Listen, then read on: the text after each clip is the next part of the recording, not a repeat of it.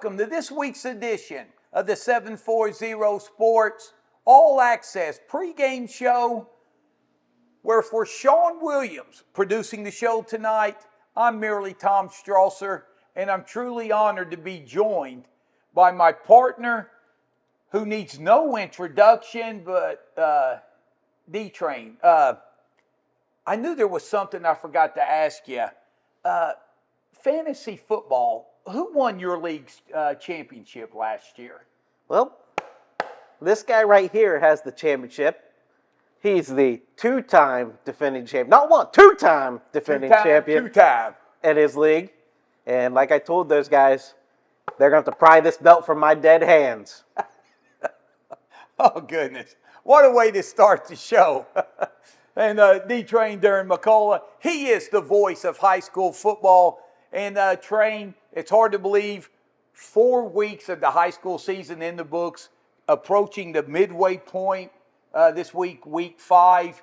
And you look at the area teams, Meadowbrook, they've won a couple in a row. They're now 3-1, a big road win. We'll talk about that. And also hear from Coach Norman and then the Cambridge Bobcats. It's been kind of tough out of the gates. We're going to be joined by head coach Ray Leak up here in just a few minutes. And Buckeye Trail, they lost a heartbreaker at Shenandoah. A great game, one of the best games of the season so far. Mm-hmm. Yeah, early on it's been a learning experience for both the Bobcats and the Warriors. And obviously Meadowbrook says, hey, we can relate. That was us last year, but look at the learning they did last year, and now they're off to a great start at 3-1 and a great chance of improving to 4-1 this Friday when they face Riverview. So excitement definitely down there in Byesville, and I'm sure Cambridge and Buckeye Trail, they're continuing to work practice this week and get ready for their matchups this week. Yeah, and we got some big games coming up, and we'll talk about them as we head to our first break of our All Access pregame show, and sponsored by Park Circle Cafe. And be sure to get a chance to go down and enjoy their best wings in town. So we'll take it our first time out, and when we come back, we'll talk a little Meadowbrook football as we continue here on the 740 Sports All Access pregame show. Hey, it's Heather from Park Circle Cafe. All of us from Park Circle would like to wish our local football teams, the cheerleaders, and the band good luck this season. If you're out this weekend, stop by Park Circle. We have live music all of September on Saturday. This weekend we have Russ Monkey, 7 to 10 on the patio. Next weekend we have Randy Gleason and a DJ and karaoke coming in. So stop by for some great food and a good time at Park Circle Cafe. Go Bobcats, Colts, Muskies, and Warriors. Welcome back to the 740 Sports All Access pregame show, where, Train, it is now our turn to turn our attention to the Meadowbrook Colts, who got another big win to move to 3-1 on the season, a victory over Crooksville. And before we talk about the Crooksville game, me and Sean had a chance to join Coach Norman down at practice and get his thoughts on the game against Crooksville and his upcoming opponent, the Riverview Black Bears. Let's hear what Coach Norman had to say. We're here with the head coach of the Meadowbrook Colts, Steve Norman. And Coach, first of all, congratulations, a big victory on the road against an undefeated Crooksville squad. You had some adversity you had to overcome. Yeah, they, Crooksville, to their credit, they were 3-0 coming in at their place. Great atmosphere that they provided. It was, the stands were full. It was a good Friday night. They came at us like we thought they would. First NBL contest. They've been in our division now for the last few years, so there's some familiarity starting to be built there. But it was back and forth, and they had some opportunities to score. We felt like we had some opportunities to score. So, but at the end of the day, we got what we went down there for, which was victory in and they're hard earned, and we appreciate them all. And hopefully, as we move forward, that we keep that momentum. And Coach, we talked about adversity throughout the game. You kind of had some adversity before the game started. Dalen, who just had a monster game on the ground against Cambridge, unable to go, but Braden Black stepped in, 19 carries, 88 yards to keep that offense balanced, which is something you strive for. Yeah, credit to Braden, being ready to step in, which he's been getting the ball, the first few weeks. Dalen, he a little dinged up his knee a little bit. Didn't feel like he was going to be 100%. So our running back room is pretty deep. Cooper and Braden got the rest of the touches there Friday, but Dalen, we think he's going to be back this week, which is a big plus. But the offensive line, Braden, like I said, has been running hard, and Cooper and Justice have been running the ball. So we feel confident with the room, the guys that we have in that room, and they always, the next man up mentality is what we needed, and that's what we got. And Coach, the season's going well when every week on the show we're talking about different folks. Last week, Nick Norman, big game receiving against Cambridge. Crooksville made it an emphasis to try to take him away, and then Bentley Cedar stepped up with over 100 yards receiving to keep the aerial attack going. Yeah, and we kind of tell our kids going forward, like, the success you have one week, we trade all those game films to the opposing coaches, so they see all the things that you're doing. And then Crooksville started off the game. They kind of had a little bracket over Nick, which was okay. We were confident with the rest of our guys. Bentley, you got to just keep reminding yourself, he's a freshman out there. He doesn't look like a freshman, but yeah, he had a couple big plays for us that helped loosen him up a little bit. And then again, our running game was pretty consistent. So. And your quarterback, Justice Huey, boy, has he managed the games well or not? When he has to throw the ball, he's done that. But he's just really ran your offense for you all season. Yeah, and we put, there's a lot on our quarterback's plate. It's not as simply as just handing the ball off or stepping and throwing. When you throw in the RPO game, it's, you're reading the defensive line, and then once you pull it, now you have another read as far as the secondary is concerned, whether you're going to throw it, run it yourself.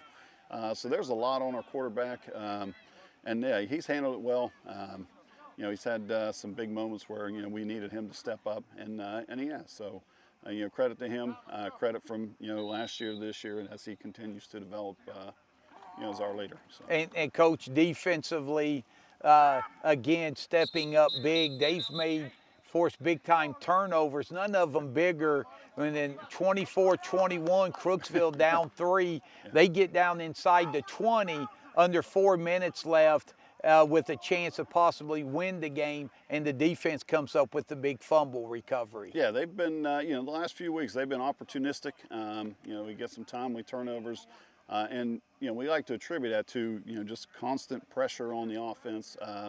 Always say we'll take our chance with an offense trying to hit 12, 15 play drives, because those are rare in high school as far as teams consistently just driving down the field. So we preach pressure. We teach guys getting to the football. Unfortunately that helped Friday down at Crooksville when we got the turnover there, and just a credit to those guys, because we had some bad situation. We just had a lot of missed tackles, which, heavy emphasis this week on tackling, of course. But, their pursuit, their pressure, and their willingness to keep playing the next play. That's kind of what we look for. And, Coach, how's the focus this week? 2 weeks ago, you're facing Cambridge. The kids are locked in. Last week, Crooksville, they're undefeated. They're locked in. Now, Riverview comes in, and a lot of people are going, hey, that's a W. But Riverview's going to come in, and they're going to battle you. What's a couple of problems that they present for your squad that you're going to have to overcome to keep this winning streak going? Well, first and foremost, Riverview, always big, strong, physical kids. You see it every year. They'll be as big as any team that we go against. Big, thick, strong, running back, offensive line. The challenge will be, they haven't, to this point, they haven't thrown it a lot. but they do focus on the run game. Their scheme is one that has, quite frankly, given us trouble in the past. The wing T and their ability to misdirection. Make the ball appear as if it's going one way and then they bring it back the other way. So, their physicality is always a challenge. We saw that firsthand last year. And even though they're 0-4, I mean, you look at some of their games, they've had opportunities to score. They've had drives where might be a miscue, really, on their end, maybe a fumble here or whatever. So we know we got our hands full. And again, we tell our kids, you got 10 guaranteed. We're not taking any of them for granted. This is our 5th guaranteed game. Obviously, everybody strives for the playoffs, but you got 10 that are on your schedule for sure. And we don't have time to overlook anyone. And we know our games have been, we've had moments in our games we could be 1-3, right? So, they certainly have our attention, and we expect a physical football game. Coach, very well said. This Riverview, like I said, they're well coached, physical, and they love to pound the ball at you on the ground. And like you said, don't look at the record. Look at who they've played. Oh, yeah, and they play a quality schedule every year. And I know your boys will be ready for the dogfight that they'll have Friday night. Always seems to be one when we play the Bears. So. All right. And, Coach, the last thing wanted to touch on since the last time we talked to you, before the game, a couple of days, I called her the Queen of Meadowbrook, Deb Charleston. I had an opportunity to coach at Meadowbrook, and I got to know her. And, man, just the love and affection she had for the kids, the school. She went to heaven last week, and just your thoughts on that great lady. Yeah, obviously, someone who embodies everything that, Meadowbrook is. She loved everything about Rolling Hills. Obviously she was a fixture at all the sporting events. I'll certainly miss, walking into the volleyball games and her, pulling me aside and, asking me about the game Friday or, her thoughts or critiques. And, but no, just, saddened. Obviously we're, sad that she's gone, but we're super happy that we had, had her around us for, such a long time. We know that she'll be looking down, watching the Colts any chance she gets. And, we certainly miss her for sure. And, we just, again, it's a tough loss, but again, we're also super thankful that, she was a part of our district. Well said, my friend. And it's nice to have those special people that win or lose after a game. Right. She's there with a smile and an encouraging word, and that's what I'll always remember from her. Super lady. And thanks for sharing that with us, Coach. Yep. Congrats on the win, and good luck Friday night against Riverview. I appreciate you guys. Thank you. All right. Thank you, Coach. All right. We want to thank Coach Norman for taking time to visit with us this afternoon. And Train, I just wanted to add my thoughts on, we talked about Deb Charleston. Oh, yes. Who was, I called her the Queen of Meadowbrook when I had the privilege to be the head girls basketball coach at Meadowbrook on 2 different occasions. I got to know Deb very well. She was at every game, and the sweet thing about her, and we need more people like her, win or lose, she always had a kind word and a smile, always encouraging. And boy, everything she did for the kids. And Train, I got to admit, I got an ego. I thought, man, she really likes me. Well, that was true, but she did that to everybody in the Meadowbrook community and the school district. That's just who she was. And boy, will she be missed. Oh, definitely. She was at every game for Meadowbrook, home or away, rain, sunshine, doesn't matter.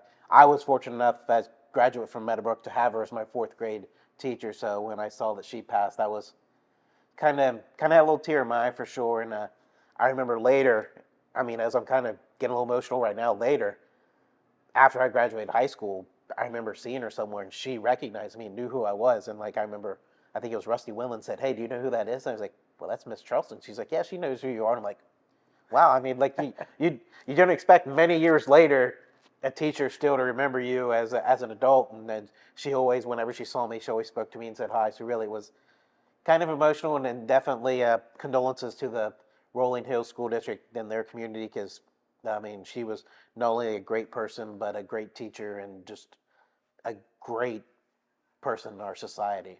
Yeah, we don't have Deb anymore. We do treasure the memories and knowing that she's in heaven. So she's definitely in a better place. And also, my lovely wife, Rachel, had the privilege to have Deb as a teacher as well. So she touched so many lives. So God bless you, Deb Charleston, and everybody who knew her is in our thoughts and prayers. And Train, now we turn back to the team that Deb Charleston loves so much, the Meadowbrook Colts. And she would have been very happy and smiling with their performance and victory Friday night. Very happy in the first half, maybe sitting on the edge of the seat and biting those fingernails in the second half. It definitely got a little close for comfort for sure. But credit the Meadowbrook defense. They forced four turnovers during the game, but none was bigger than the last one where Crooksville was driving inside the Meadowbrook 5-yard line. Meadowbrook came up with a big turnover at the 3, able to take possession and run out the clock and pick up a huge 24-21 victory. So a big win for the Colts as they are now 3-1, 1-0 in the MVL, and gave Crooksville their first loss of the year. And Train, what an atmosphere there was there, the beautiful new complex at Crooksville, and they had the place packed. And like you said, Meadowbrook, it looked like the second half they had it game, set, and match. But Crooksville, they had the ball, got it inside the 20, and then the big turnover. But again, Meadowbrook, and we talked to Coach Norman, how about missing Rivera? He was banged up from the Cambridge game, but then Mr. Black stepped in, 88 yards on the ground to help carry the load. 2 touchdowns along with those 88 yards. He had a 9-yard touchdown run and a 2-yard touchdown run, and Meadowbrook continues to show that they're the 2-point specialist team where they converted all 3 of their 2-point conversions. If they don't convert 2 of those 2-point conversions, we're talking a different story right now where we're sitting here. But big plays by Black and them on the 2 points. And Bentley Cedar, give him a credit. The freshman coming in, 4 catches, 101 yards. Obviously, everybody knows coming in against Meadowbrook, Nick Norman's the number 1 target. But Bentley Cedar is like, wait a minute, hey, I'm here too. He's getting his opportunity. And the more weapons you have, believe me, it makes it tougher and tougher for you to stop a team. And Meadowbrook's known that because the past few years, they've had a lot of weapons on the outside and at running back. And the more weapons they can develop, the more dangerous that offense will get. And Train, big game with the Riverview Black Bears as they come into Meadowbrook Friday night. And a team that's struggling, they're young, but, you know, Riverview, they always come in with size, and they want to pound the ball at you. Well, it's Riverview. I mean, I think Meadowbrook could come into that game 9-0, and Riverview could be 0-9, and Riverview would give them the battle of their life. It's always a slugfest. As good old JR would say, it's always a slaughter knocker when these two meet. And don't look at that record, because I guarantee they're going to give you their best effort. Yeah, they got a little low in numbers. Yeah, they got a new coach. But still, when Riverview comes down to Meadowbrook, I don't know what it is, but it just seems they have that extra gear, and they find a way to make this a ball game every time. Yeah, so it's Riverview and Meadowbrook. Meadowbrook looking to keep the winning streak going at home Friday night. Well, that wraps up our Meadowbrook segment. And here on the All Access pregame show, sponsored by Park Circle Cafe, we'll take a timeout, and when we come back, we will be joined live in studio by the head football coach of the Cambridge Bobcats. That's the one and only Ray Leake, and we'll talk a little Bobcat football when we come back after this timeout. Hey, it's Heather from Park Circle Cafe. All of us from Park Circle would like to wish our local football teams, the cheerleaders, and the band good luck this season. If you're out this weekend, stop by Park Circle. We have live music all of September on Saturday. This weekend we have Russ Monkey, 7 to 10 on the patio. Next weekend we have Randy Gleason and a DJ and karaoke coming in.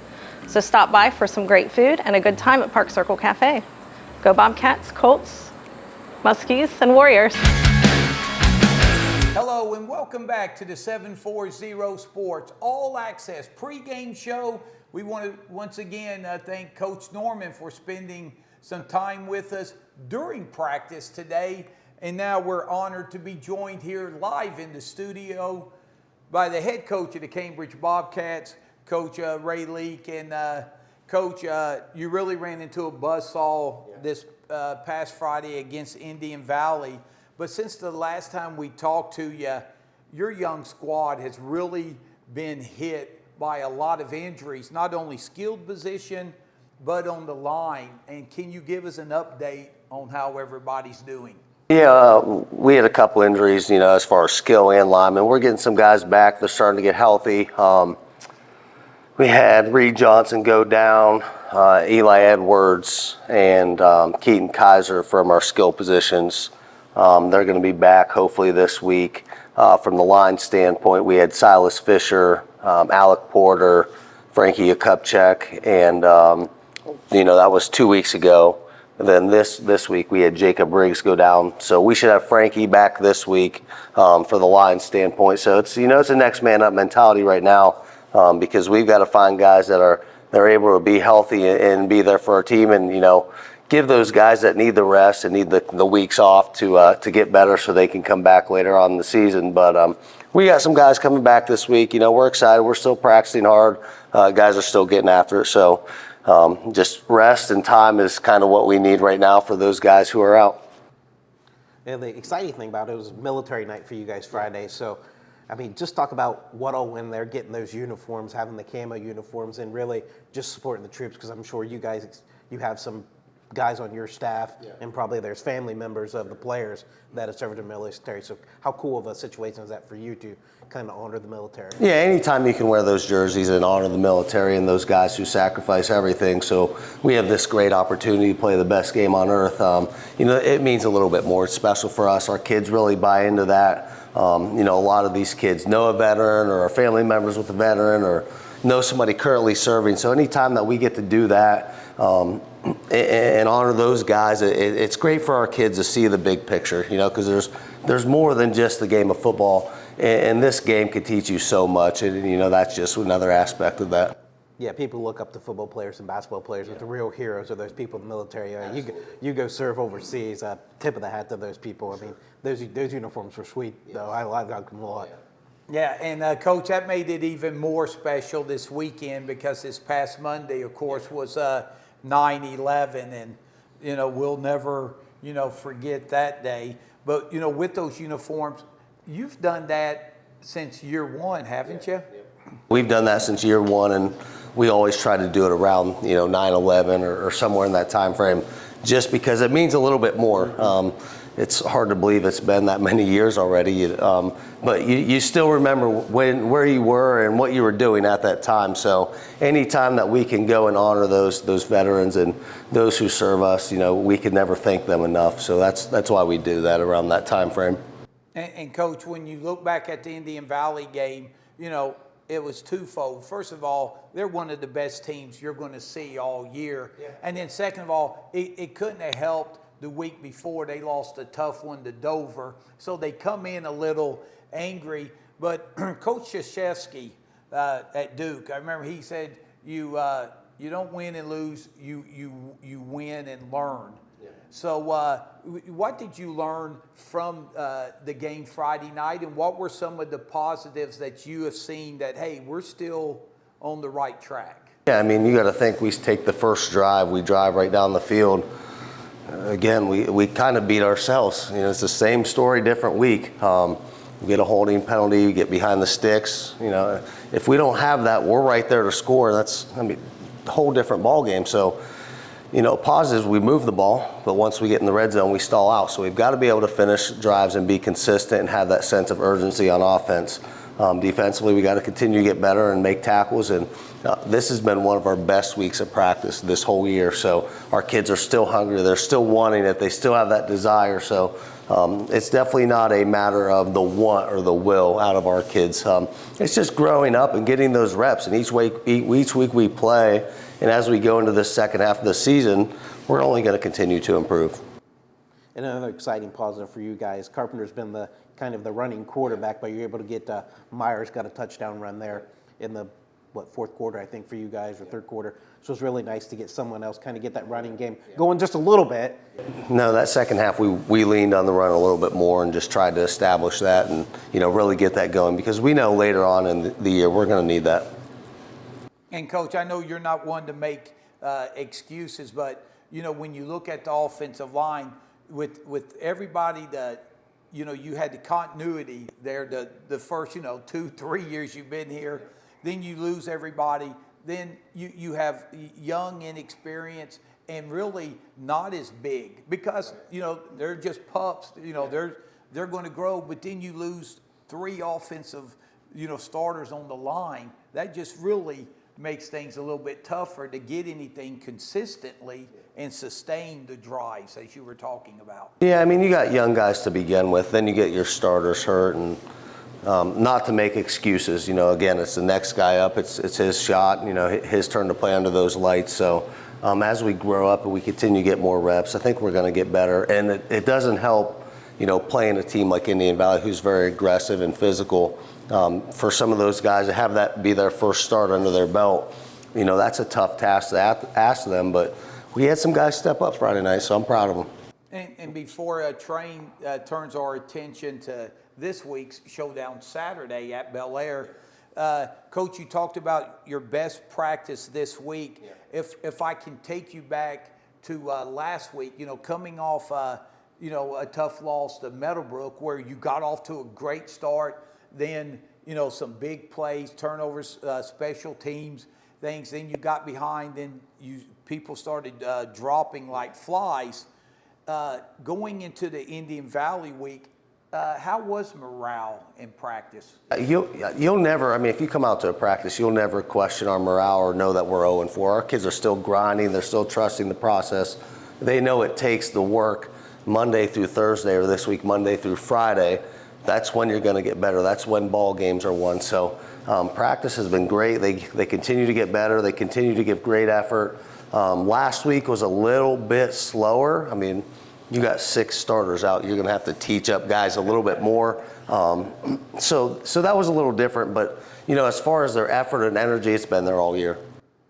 And then what's the difference? Obviously, you're playing Saturday, and it's a noon game. Yeah. So that, I guess the positive to that, usually it's smoking hot when you go to that game. But I think it's supposed to be kind of in the 70s. So it's going to be a nicer environment. But is there any different type of preparation that you guys do for that game and get ready for it? Or it's just kind of we're playing under the sun instead of under the lights? Yeah, you have an extra day. You have an extra day to prepare. Just another day to get better is how we look at it. So our routine's the same. It's just bumped a day, and we add an extra day of practice. And for us, we can take all the reps we can get. So we're going to use it to our advantage and, add an extra day of practice in there. And Coach, when you look at this Bel Air squad, and I like to say, hey, don't look at a team's record.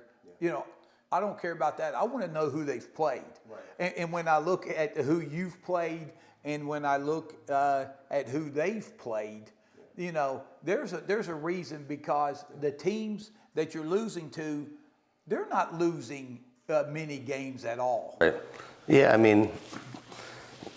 you can look at record, you can look at who they played compared to who you played, but all that really matters is your week of preparation, and we've got to play our best football Saturday, right? That's what it comes down to, and we've got to win it, and we've got to win it all week. So, yeah, they've had some great competition, Garraway, Fort Fry, those guys, but all that matters Saturday is that we're prepared, and we need to move forward from last week and continue to get better and prepare each week the same.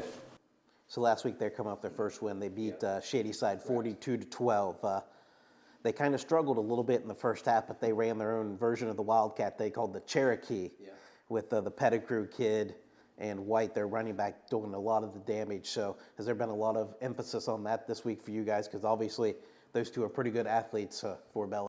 It seems like Bel Air always has a pedigree, right? I mean, it was Ray, Mac, Raekwon. I mean, there's always a pedigree at Bel Air. But no, we know they got a good run game. I think they rushed for over 400 yards last week. So definitely been an emphasis on stopping the run, right, and stacking the box and making sure that we're getting 11 hats to the football, and we have an attitude for the football. And he's not down till he's down, right? So, those are the things that we're preaching this week, because we've got to stop the run to win this game.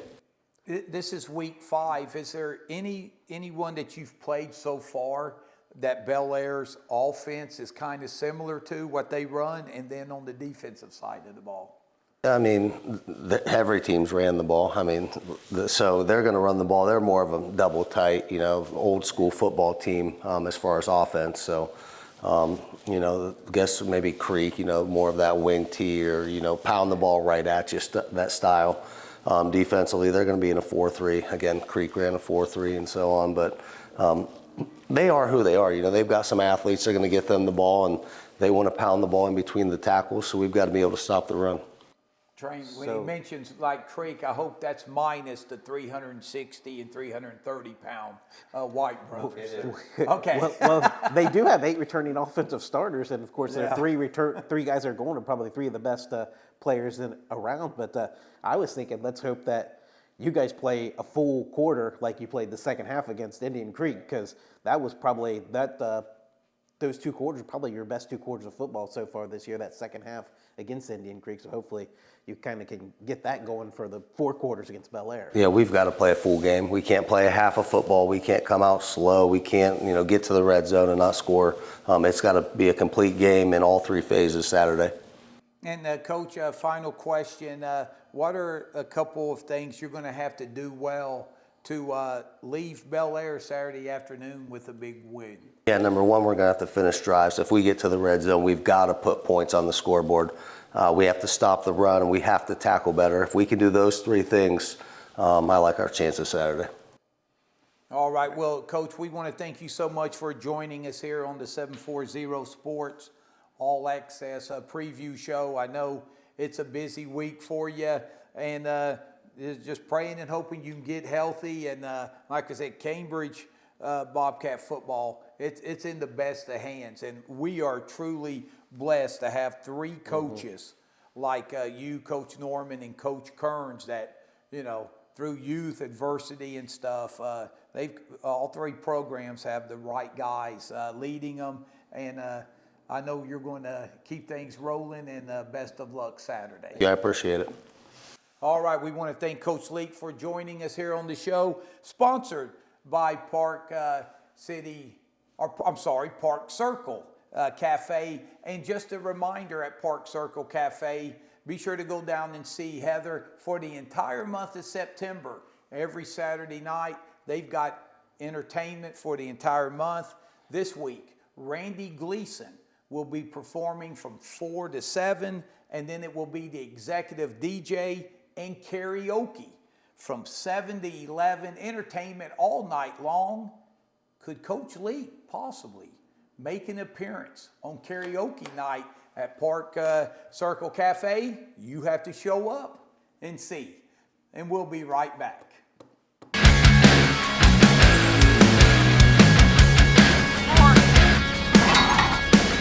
Welcome back to the 740 Sports All Access pregame show. I'm merely Tom Strasser.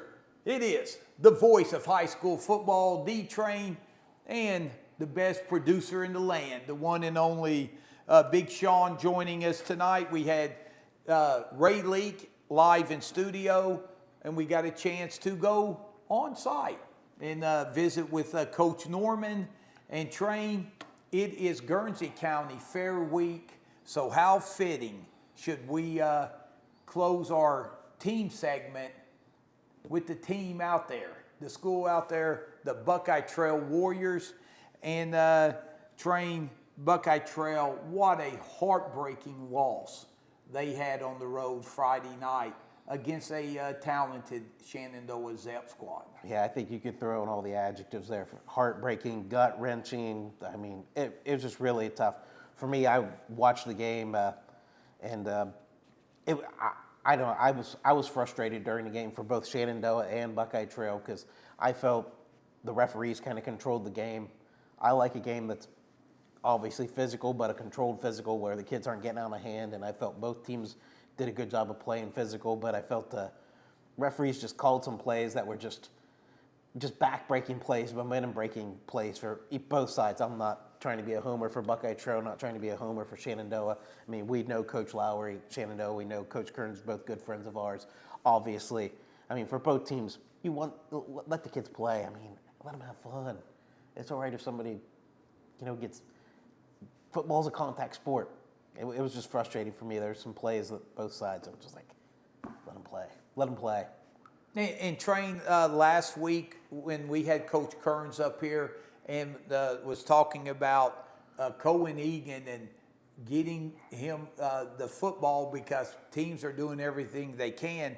In the kicking game, they're not kicking to them. And you made a joke about putting them in the Wildcat, and lo and behold, you were definitely Nostradamus, wasn't you?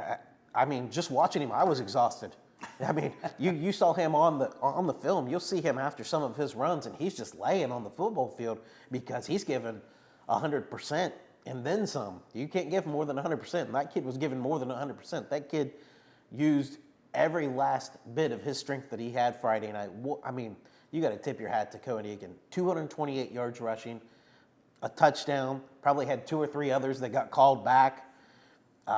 He surprised them by completing 15 yards passing, caught an 18-yard pass, was in there on a lot of defensive plays because he's a two-way player, just an outstanding all-around game for him. And I'm looking forward, since I'm going to be live in person Friday night, to seeing the Buckeye Trail Warriors and Cohen Egan against Claymont. So it's going to be exciting for me.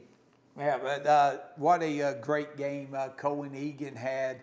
And it was nip and tuck the entire way. You had two teams that coming in had the turnover bug, that plagued them the first 3 weeks of the season. And you thought that could possibly happen again as well. And unfortunately did. Both teams struggled to finish drives, which was a big thing that both Coach Lowry and Coach Kearns talked about last week. And then there'd be some turnovers or turnover on downs that ruined some promising drives. But on the other end, you got to tip your hat to Braxton Barnett, the QB from Shenandoah, because you talk about how studly Cohen Egan was. Well, Braxton Barnett, he's a dude down there at Shenandoah too. I mean, that kid had, he ain't afraid of contact. I remember Coach Kearns saying that. He plays more like a fullback. No, he's going to run at you, not around you. He's going to run at you, and he shows he's got a pretty good arm, really did a good job of just running and passing, and he's definitely a dangerous threat. And the great thing for Shenandoah is they got him for 2 more years after this year, so he's going to be fun to watch and develop as they continue. And it was really a tale of,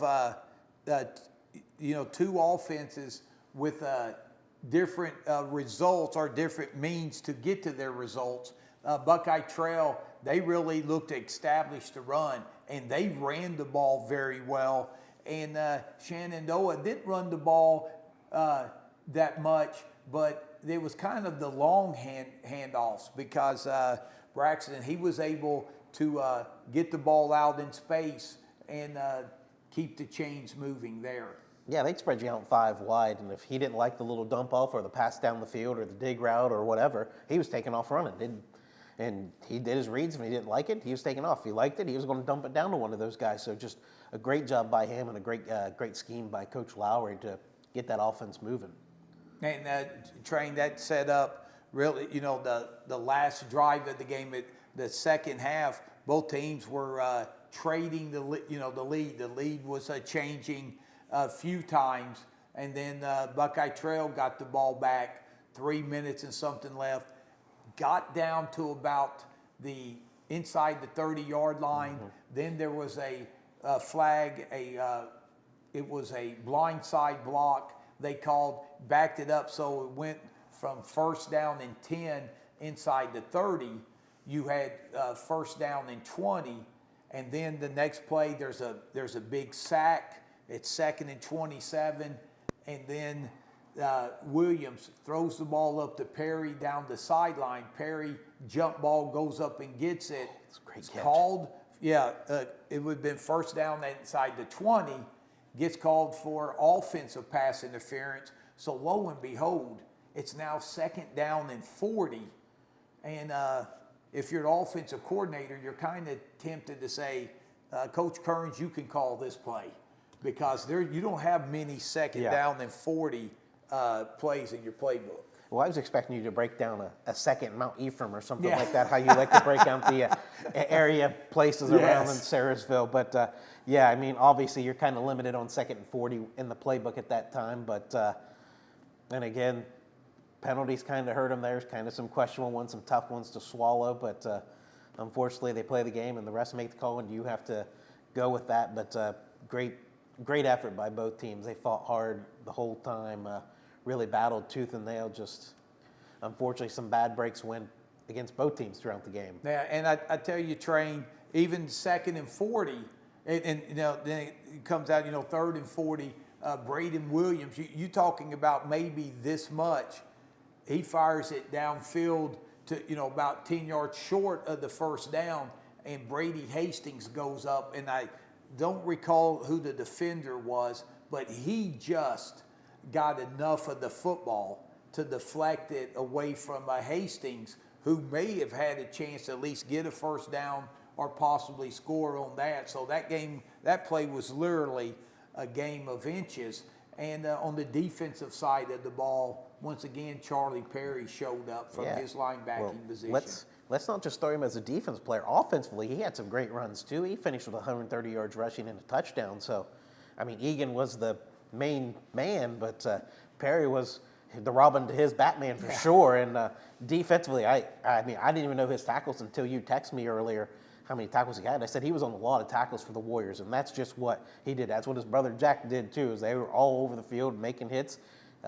Charlie finished with 13 tackles, so great defensive game as well, offensive game for him. So really, the Warriors just a lot of hard, tough games, just unfortunate coming on the short end of the stick. And I want to put sleeper alert. Brady Hastings is going to have a breakout game one time this year. He's going to have a game where people are going to be amazed. That kid, he's on the cusp of doing something special. Either, I don't know if it's offensively or defensively, or it may be both, because there's been a lot of times he's been able to read that snap as a defensive end on a defensive end. And I tell you what, he's a matchup nightmare for any DB that has to guard him on the outside. And I think he's going to be a game changer before the end of the year for this Buckeye Trail team, whether it's making a big play offensively or defensively this year for him.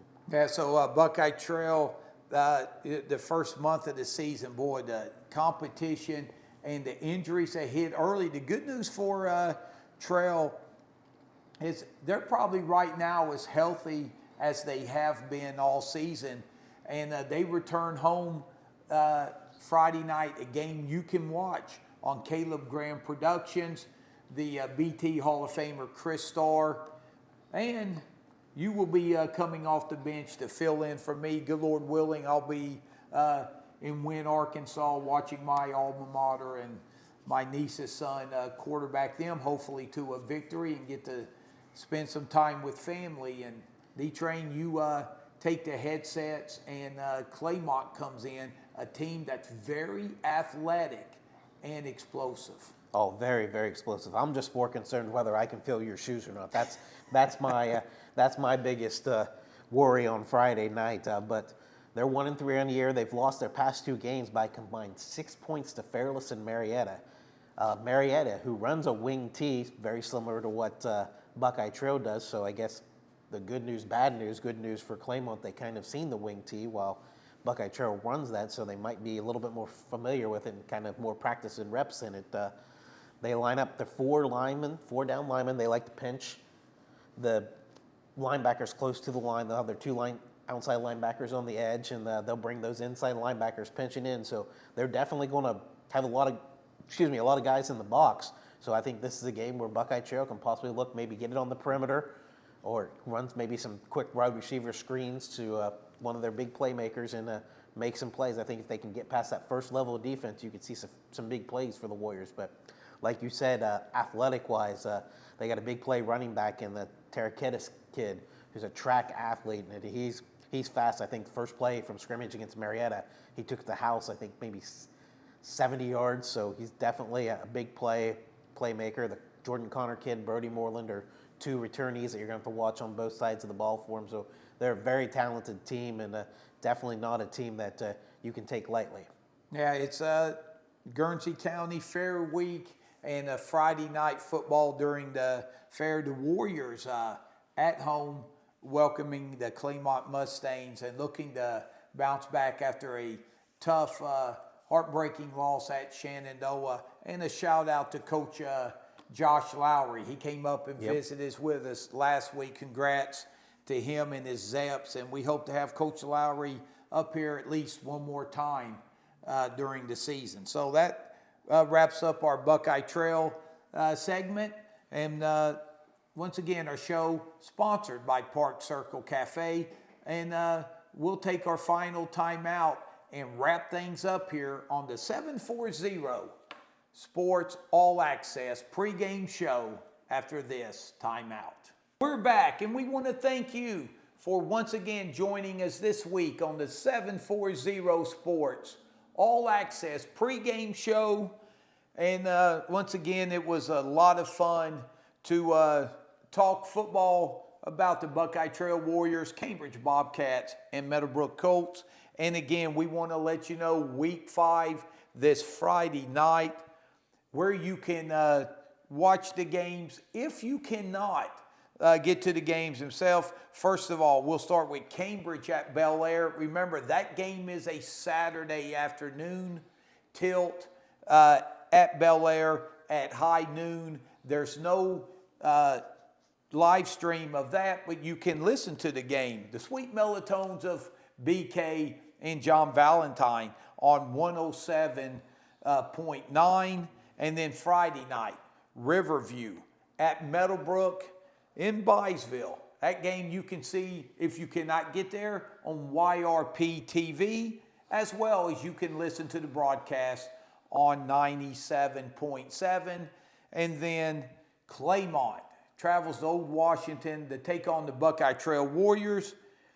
If you cannot get out to Old Washington to root on the Warriors, you can watch the game on YouTube on Caleb Graham Productions. That will be my partner in crime, D-Train, and the BT Hall of Famer, Chris Starr. So be sure to tune into that. And we'd like to wish the Bobcats, Colts, and Warriors good luck Friday night. And as we say goodbye, we want to once again wish everybody a safe and happy weekend. And if you can, get a chance to go out and visit the Guernsey County Fair. A lot of fine folks and a good time to be had by all. So on behalf of the KGP TV family, I'm merely Tom Strasser, and for Sean and D-Train, we want to wish you a very safe and happy weekend. You stay classy, Guernsey County.